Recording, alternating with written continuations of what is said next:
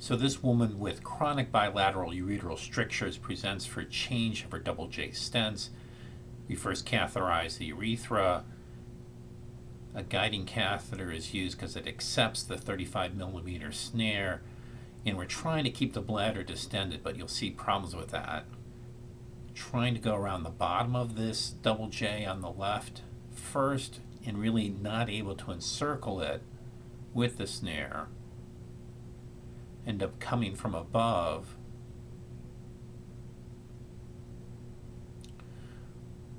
And can use the angle on the guiding catheter to really direct towards the posterior aspect of the bladder. Finally encircle the stent and pull it down through the urethra, being careful not to pull it back too far. Wire goes up to secure the tract. And my preference is to put a catheter up, inject some contrast so that I have a better idea of the landing zone for the upper portion of the stent. Next, securing the tract up the ureter with an Amplatz wire, exchanging out the catheter they used for injection. And in this case, because it was hard to catheterize the urethra, decided to put up a sheath and put a second wire up into the bladder and work onto the right side, again using the guiding catheter to try and encircle this stent from below. Unsuccessful. End up going up and over, pushing on the dome of the bladder pretty hard,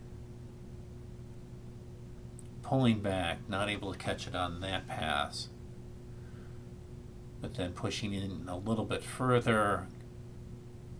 Again, with a large snare, it finally goes around and encircles that lower loop and deliver this back to the perineum. And next, the guide wire is going up to secure the tract. And we'll really repeat the process, exchanging out the stent. There, the stent had pulled down a little bit into the proximal ureter, so we push it back up into the renal pelvis. Bring out the stent. I'm going to put up the catheter again to inject some contrast, giving us the best delineation of the renal pelvis and where to land the top part of that stent.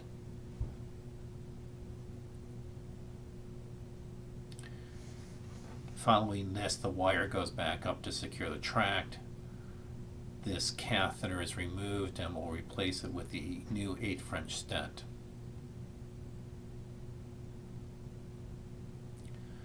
So now the stent's going up, and at this point we're feeding off the stiffener to start forming the upper loop of the double J stent.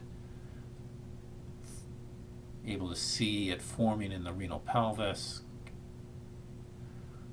Remove the stiffener and bring up the pusher to the bladder base, and you start to see as you get back to the soft part of the wire that it deforms a bit and able to push this bottom end of the stent into the bladder with the coil.